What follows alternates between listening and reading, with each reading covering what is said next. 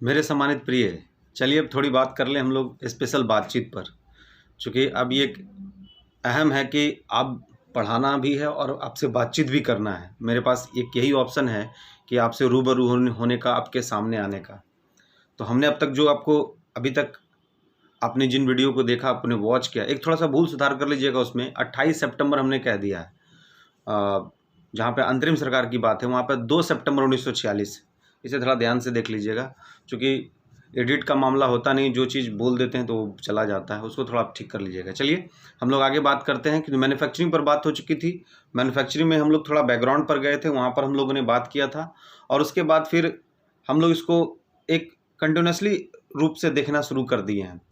तो बेसिकली अब थोड़ा-सा एक विश्लेषण वाली बात है, जो कि बोर्ड पर वहाँ पे खड़े होकर के टाइम ज़्यादा लैप्स करने की आवश्यकता थी नहीं, हम थोड़ा ब्रीफ कर देते हैं कि हम लोग क्या है। तो देखिए, इधर से हम लोग का मॉडर्न इंडिया का कंसेप्ट चल रहा था। मॉडर्न इंडिया का कंसेप्ट 1940 अगस्त प्रस्ताव के बाद थोड़ी सी संवैधानिक झलक शुरू हो गई। संवैधानिक झलक तो 1935 से ही हम लोग देख रहे हैं।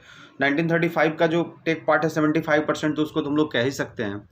लेकिन अब लोग यहाँ पर थोड़ा सा गौर कीजिएगा कि 1940 के अगस्त प्रस्ताव से लेकर 1947 तक, यानी देश की आज़ादी तक के बीच का जो माजरा है, उस माजरे को थोड़ा आपके माइंड में सेट कराना जरूरी है। और ये आप में और हम में डिस्कशन से ही सेट हो सकता है। तो इस डिस्कशन पे आप थोड़ा ध्यान दीजिएगा कि जब द्वितीय विश्व युद्ध में क्रिस मिशन प्रस्ताव के तहत द्वितीय विश्व युद्ध में भारतीयों का सहयोग चाह रही थी ब्रिटेन, लेकिन चूंकि अब तो भारतीय इसमें सहयोग देने से रहे, और इसमें उसकी जो पेशकश थी खासकर कि आफ्टर वॉर, यानी युद्ध के बाद जो है ना, संविधान सभा के जरिए आपका एक संविधान तैयार कर दिया जाएगा। लेकिन इसमें टेक्निकल बातों को भी जोड़ दिया गया। ये तो गलत चीज़ था, और टेक्निकल बात तो हम समझना शुरू कर लिए थे। कहा था कि प्रांतों को संविधान को मानना, यानी प्रांतों जो प्रोविंस हैं उसको संविधान को मानना या ना मानना उसके अधिकार क्षेत्र में है। अब तो एक तरह से ये कहने का मतलब है कि फूट वाली बात हो गई थी। कांग्रेस ने इस पर स्पष्ट रूप से कहा था कि ये जो पेशकश है ब्रिटेन का, ये छोटे छोटे टुकड़ों में बांटने की पेशकश है, और हम इस बात को पूरी तरह से समझ चुके हैं। और मुस्लिम लीग इसलिए विरोधी होगी, जो सांप्रदायिक आधार पर बांटने की पेशकश थी उसे कहीं जगह नहीं दी गई। तो कहने का मतलब है कि पूरी तरह से क्रिस प्रस्ताव जो है इन महत्वपूर्ण कारणों से कहीं पर भी टिक नहीं पाया। और रही बात इस क्रिस प्रस्ताव की, तो पोस्ट डेटेड चेक की संज्ञा गांधी जी ने दे दिया, और जवाहरलाल नेहरू ने कहा था वो कैसा पोस्ट डेटेड चेक जिसका बैंक ही नष्ट होने वाला है। इसी तरह का बेबल प्लान में के कंसेप्ट को इंट्रोड्यूस किया गया। और इस बेबल प्लान में क्या किया कि जब तक भारतीय अपने संविधान का निर्माण नहीं कर लेती है, तब तक अधिशासी परिषद के तौर पर यहाँ पर काम होगा, और यहाँ अधिशासी परिषद का भारतीयकरण कर दिया जाएगा। अब इसको थोड़ा टेक्निकल बात को समझिएगा कि एग्जीक्यूटिव काउंसिल के मेंबर की बात हम लोग 1773 के रेगुलेटिंग एक्ट से ही देखते आ रहे हैं।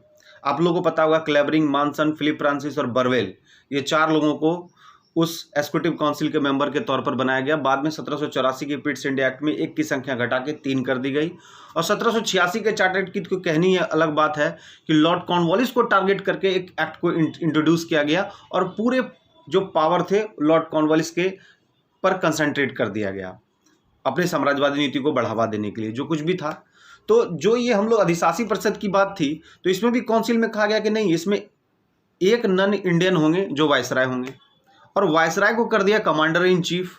युद्ध की सारी उसके पास जिम्मेवारी थी। तो कान पकड़ने का तरीका इसने अलग किया था, इसे भी हम लोगों ने एक्सेप्ट नहीं किया। बाद में शिमला समिट हुई। शिमला समिट में सभी राजनीतिक पार्टियों को इकट्ठा बुलाया गया यूनानिमस आउट के लिए। 25 जून से 14 जुलाई तक चला, लेकिन कहीं कोई बात नहीं बनी। और फाइनली जब ब्रिटेन में लेबर पार्टी की सरकार बनी और लेबर पार्टी से चुने गए क्लेमेंट एटली, तब उन्होंने कैबिनेट मिशन प्लान को इंट्रोड्यूस किया 3 सदस्य के साथ, और ये 3 सदस्य आएंगे तो अंतरिम सरकार का गठन करेंगे।